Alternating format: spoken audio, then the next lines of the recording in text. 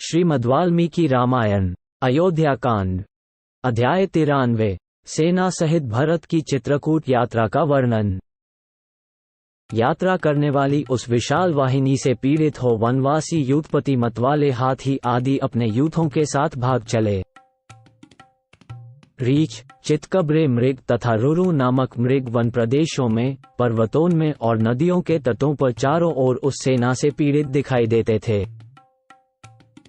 महान कोलाहल करने वाली उस विशाल चतुरंगिनी सेना से घिरे हुए धर्मात्मा दशरथ नंदन भरत बड़ी प्रसन्नता के साथ यात्रा कर रहे थे। जैसे वर्षा ऋतु में मेघों की घटा आकाश को ढकलेती है, उसी प्रकार महात्मा भरत की समुद्र जैसी उस विशाल सेना ने दूरत के भूभाग को आच्छादित कर लिया था। घोड़ों के समूहों तथा महाबली हाथियों से भरी और दूर तक फैली हुई वह सेना उस समय बहुत देर तक दृष्टि में ही नहीं आती थी। दूरत का रास्ता तय कर लेने पर जब भरत की सवारियां बहुत थक गईं, तब श्रीमान भरत ने मंत्रियों में श्रेष्ठ वशिष्ठ जी से कहा, ब्रह्मा, मैंने जैसा सुन रखा था और जैसा इस देश का स्वरूप दिखाई देता है, इससे स्पष्ट जान पड़ता है कि भरद्वाज जी ने जहां पहुंचने का आदेश दिया था, उस देश में हम लोग आ पहुंचे हैं। जान पड़ता है यही चित्रकूट पर्वत है तथा वो मंदाकिनी नदी बह रही है। ये पर्वत के आसपास का वन दूर से नील मेघ के समान प्रकाशित हो रहा है। इस समय मेरे पर्वताकार हाथी चित्रकूट के रमणीय शिखरों का अवमर्दन कर रहे हैं। ये वृक्ष पर्वत शिखरों पर उसी प्रकार फूलों की वर्षा कर रहे हैं, जैसे वर्षा काल में नील जलधर मेघ उन पर जल की वृष्टि करते हैं। इसके बाद भरत शत्रुघ्न से कहने लगे, शत्रुघ्न, देखो, इस पर्वत की उपत्यका में जो देश है, जहां पर किन्नर विचरा करते हैं, वही प्रदेश हमारी सेना के घोड़ों से व्याप्त होकर मगरों से भरे हुए समुद्र के समान प्रतीत होता है। सैनिकों के खदेड़े हुए ये मृगों के झुंड तीव्र वेग से भागते हुए वैसी ही शोभा पा रहे हैं, जैसे शरत काल के आकाश में हवा से उड़ाए गए बादलों के समूह सुशोभित होते हैं। ये सैनिक अथवा वृक्ष मेघ के समान कांति वाली ढालों से उपलक्षित होने वाले दक्षिण भारतीय मनुष्यों के समान अपने मस्तकों अथवा शाखाओं पर सुगंधित पुष्प गुच्छमय आभूषणों को धारण करते हैं। यह वन जो पहले जनरव शून्य होने के कारण अत्यंत भयंकर दिखाई देता था, वही इस समय हमारे साथ आए हुए लोगों से व्याप्त होने के कारण मुझे अयोध्यापुरी के समान प्रतीत होता है। घोड़ों की टापों से उड़ी हुई धूल आकाश को आच्छादित करके स्थित होती है, परंतु उसे हवा मेरा प्रिय करती हुई सी शीघ्र ही अन्यत्र उड़ा ले जाती है।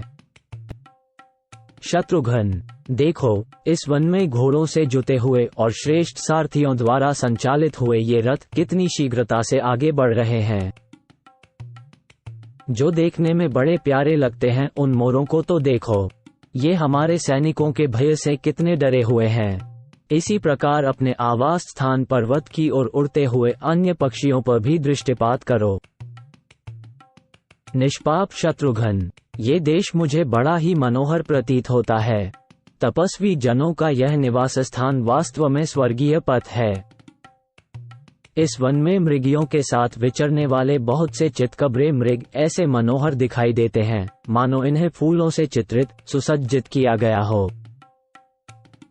मेरे सैनिक यथोचित रूप से आगे बढ़ें और वन में सब ओर खोजें, जिससे उन दोनों पुरुष सिंह श्री राम और लक्ष्मण का पता लग जाए। भरत का यह वचन सुनकर बहुत से शूरवीर पुरुषों ने हाथों में हथियार लेकर उस वन में प्रवेश किया। तदनंतर आगे जाने पर उन्हें कुछ दूर पर ऊपर को धुआं उठता दिखाई दिया। उस धूम शिखा को देखकर वे लौट आए और भरत से बोले, प्रभो, जहां कोई मनुष्य नहीं होता, वहां आग नहीं होती, अतः श्री राम और लक्ष्मण अवश्य यही होंगे। यदि शत्रुओं को संताप देने वाले पुरुष सिंह राजकुमार श्री राम और लक्ष्मण यहाँ न हों, तो भी श्री राम जैसे तेजस्वी दूसरे कोई तपस्वी तो अवश्य ही होंगे। उनकी बातें श्रेष्ठ पुरुषों द्वारा मानने योग्य थी। उन्हें सुनकर शत्रसेना का मर्दन करने वाले भरत ने उन समस्त सैनिकों से कहा, तुम सब लोग सावधान होकर यहीं ठहरो, यहाँ से आगे न जाना, अब मैं ही वहां जाऊंगा। मेरे साथ सुमंत्र और धृति भी रहेंगे। उनकी ऐसी आज्ञा पाकर समस्त सैनिक वहीं सब ओर फैलकर खड़े हो गए और भरत ने जहां धुआं उठ रहा था उस ओर अपनी दृष्टि स्थिर की।